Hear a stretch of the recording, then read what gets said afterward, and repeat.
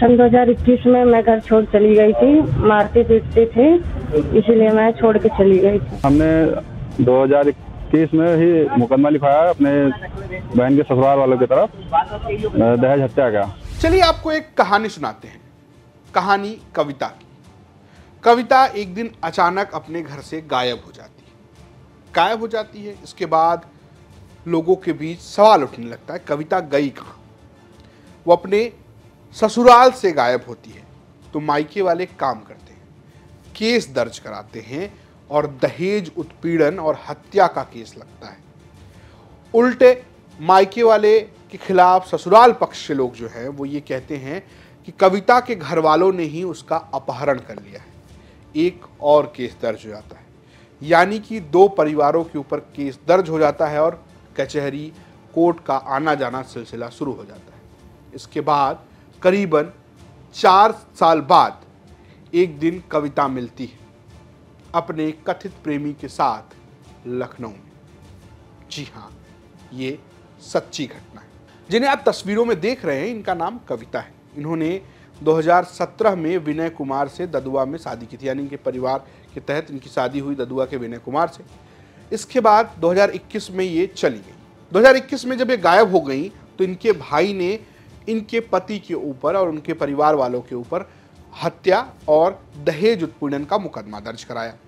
और उल्टा जो मैंने बताया कि जब मामला उनके ऊपर आया तो उन्होंने आरोप लगाया कि ये मुकदमा मेरे ऊपर दर्ज कराने के लिए इन लोगों ने अपनी बहन का ही अपहरण कर लिया है। भाई का कहना है कि उन्हें जानकारी ही नहीं थी कि हुआ क्या। जरा सुनिए क्या कह रहे हैं उनके भाई।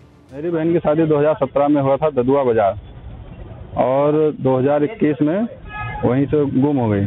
और हमने 2021 में ही मुकदमा लिखाया अपने बहन के ससुराल वालों की तरफ दहेज हत्या का। उसके बाद उनके ससुराल वालों ने हमारे खिलाफ अपहरण का मुकदमा लिखा दिया। 2 साल तक कुछ पता नहीं चला। उसके बाद हम लोग हाई कोर्ट गए। हाई कोर्ट के हिसाब से 2 साल तक चला मुकदमा। उसके बाद बहन मिली, और क्या नाम है, तू यही बता रहे। कहाँ मिली भैया? बहन मिली वहाँ, क्या नाम है, गोंडा में एक दुर्जनपुर घाट है, वहीं का पता मिला, वहीं से मिली। ये कहाँ से, गोंडा में मिली थी कहीं अलग? नहीं, गोंडा के रहने वाले हैं, दुर्जनपुर घाट लखनऊ से बरामद थी। अब सवाल ये है कि आखिर कविता ने किया क्यों, आखिर कविता छोड़कर चली क्यों गई? तो कविता का अपना ये कहना है कि उनके पति और उनके परिवार वाले उनको मारते थे, इसलिए वो उन्हें छोड़कर चली। सन 2021 में मैं घर छोड़ चली गई थी, मारते पीटते थे, इसलिए मैं छोड़ के चली गई थी। कहाँ चली गई? मैं यहाँ से अयोध्या गई, अयोध्या से लखनऊ चली गई। तो किनके साथ रहती और क्या करती?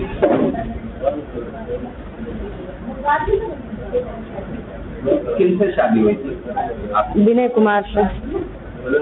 तो लखनऊ में अयोध्या जब गई और लखनऊ में किनके साथ रह रही थी? नहीं बताइए। जी नहीं, बिल्कुल नहीं। अब कहाँ रहना पसंद करेंगे? मैं जहाँ पे थी वहीं पे रहना पसंद करूँगी।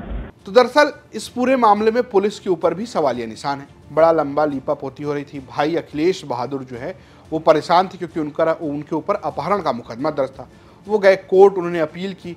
अपील के बाद जब पुलिस ने कार्रवाई की तब जाकर कविता जो है वो एक तरीके से पुलिस के पकड़ में आई। हालांकि कविता, जैसा आपने सुना, वो अभी भी अपने पति के साथ नहीं रहना चाहती है।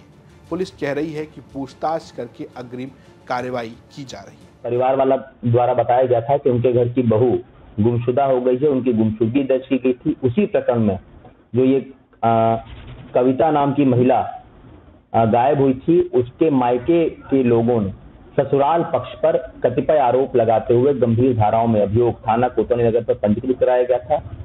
इसी के प्रतिक्रिया स्वरूप जो लड़की के ससुराल वाले थे, जो गुमशुदा लड़की थी, उनके ससुराल वालों ने मायके पक्ष के ऊपर गंभीर आरोप लगाते हुए माननीय न्यायालय के माध्यम से 156(3) के तहत मुकदमा पंजीकृत कराया गया था। इस गुमशुदा महिला की तलाश पुलिस द्वारा की जा रही थी, जिसमें थाना कोतवाली नगर SHO खुद विवेचक थे और उनके नेतृत्व में टीमों का गठन किया गया था। 2021 में शादीशुदा महिला गायब हुई थी और 2 दिन पूर्व ही ये महिला पुलिस की टीम द्वारा सकुशल लखनऊ से बरामद की गई है।